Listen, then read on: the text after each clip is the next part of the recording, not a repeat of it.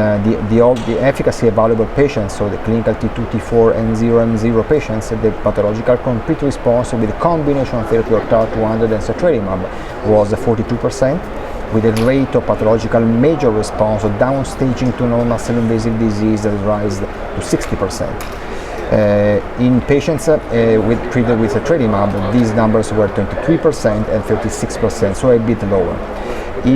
When we look at the responses with regards to the key subgroups of the patients, in particular the T2, clinical T2 patient subgroup, the pathological complete response rate rise to 48%, so almost 50%. Pathological downstaging rise to up to 70%, 68%.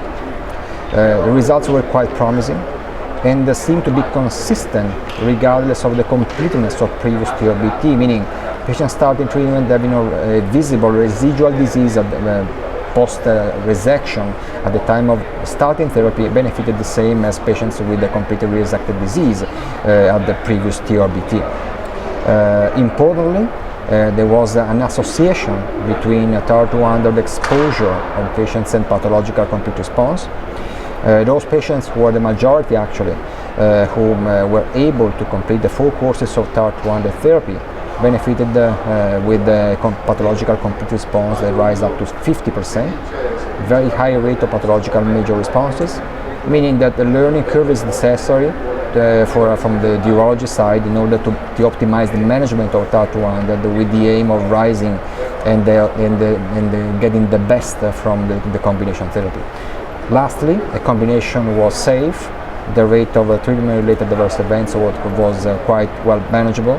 The immune-related adverse events were in the range of 10% with the combination therapy. Very few patients interrupted treatment due to treatment-related adverse events. There was no delay in radical cystectomy. So overall, the safety profile of the combination therapy, coupled with the activity of the combination therapy, sets this combination therapy as a potential new opportunity for patients with bladder cancer.